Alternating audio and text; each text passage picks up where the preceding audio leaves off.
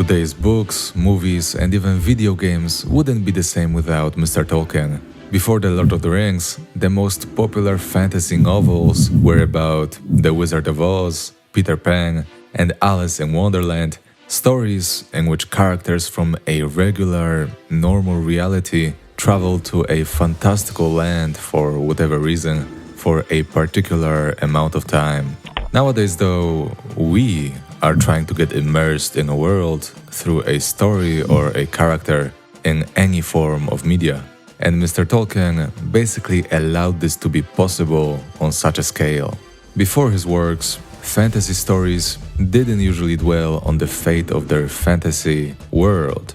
All that mattered was a happy ending for the characters. But nowadays, if you want to get into a fantasy story, or any story for that matter, we have to be emotionally attached to the world and understand that the characters who live in it have the ability to meaningfully impact it and change the course of history.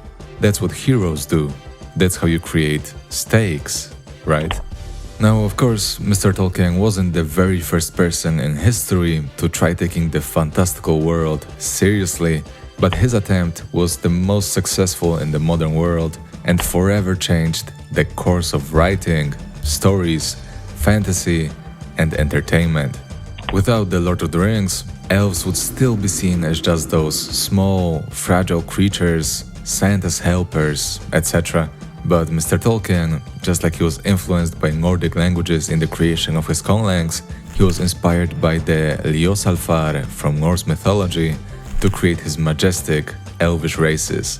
He also basically single-handedly created orcs, or at least our current perception of them. He took some elements from goblins, ogres, stuff like that, and created a race that today is in most, if not all, fantasy video games. Same thing with Balrogs, although of course they're not as popular as orcs or elves. There are some theories that they could come from, again, the Norse Baleigr, meaning fire-eyed. Mr. Tolkien also, well, not invented, definitely created our current views of such races as hobbits, ants, and giant eagles. There's also a reason why the default time period we think of when we hear the word fantasy is this sort of medieval setting with knights, castles, and monsters. And this reason is Mr. Tolkien and the popularity of his stories. Of course, nowadays, some people may immediately think of a more futuristic, cyberpunk setting, but that's still quite new. Also, the idea that an average person is not only able, but willing, and even wants to go through an epic, long, wide adventure throughout multiple chapters, throughout multiple years even, wasn't as common before Mr. Tolkien.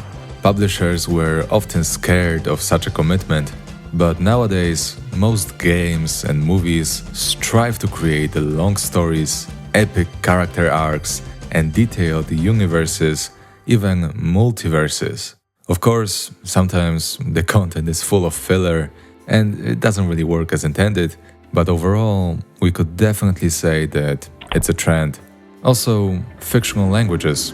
Mr. Tolkien was the mastermind behind that, and I see conlangs everywhere nowadays. Even in an old Final Fantasy game I play on the PS2, there are some unique runes in The Witcher 3 and a unique alphabet in Baldur's Gate 3 that you can learn.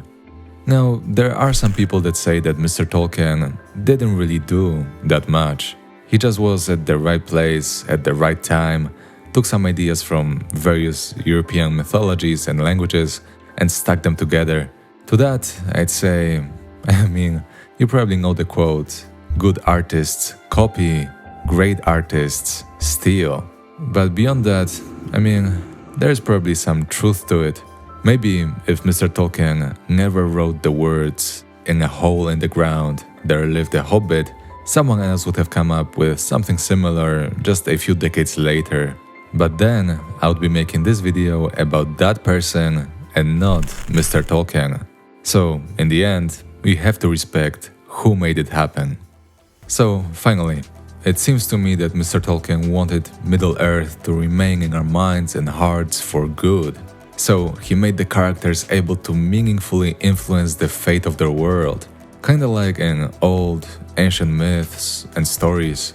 And in doing so, he also influenced us and our world very meaningfully.